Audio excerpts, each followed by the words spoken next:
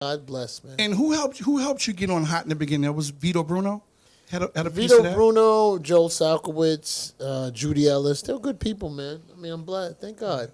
And I remember it was you and Glenn Fisher was there. remember DJ Skinny Bones who changed his name to Stretch Armstrong. Stretch Armstrong. Absolutely. Y'all was the finalists to get that slot. And you made a tape and you didn't cut and scratch. You strictly blended the whole tape. You got the gig. And we got the job. You know what? I'll tell you who else was. Not the Latin Rascals. I always forget. It was, I think Latin Rascals made a tape. Dr. Dre and Ed Lover made a tape. I'll tell you something else. Eddie B. Swift. And then I did end up getting a job. But I mean, a lot of people get the job. It's what you do with it, you know? And the thing is, you've been in Hot 97 literally since November of 1992. Was it 92? Yes. Or was it 93? No, it's 92, November. Which one we went up there? Yes. And Ricky Ricardo. Yeah. Ran It was the board. 92 shit. Because you didn't want to talk for a while on radio. You didn't want to talk. You just wanted to rock. And people thought Red Alert was on. Red Alert was on Kiss. You was on Hot. Remember that was Red Alert being on so late? Yes. Yeah. I remember It was that. cool. It was good. You know what? Amazing memories. And you know what? I like it now. Rest in peace to Bobby J, who was instrumental. Absolutely. with And the Big record Cap. pool. And Big Cap And as rest well. in peace to Big Cap. You know what? I would never thought we'd hear saying rest in peace to them, man. You know? It's tough. What I wanted to talk about, franchise record pool. A lot of people ask this question. How did franchise record pool start? We was putting niggas out of business, bro.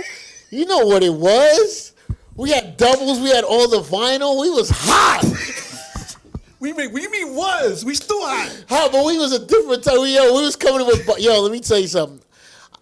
I always wanted a record pool. A record pool. I looked up to. Gosh, I'm gonna tell you something. Al Pizarro. I really looked up to Al Pizarro. And what was the name of his pool? VIP. VIP. And that was the cream of the crop, bro. Like, when I first got on the radio, I went to his pool, Grand Concourse. He had his offices, and it was amazing to me, man. Like, I always respected him.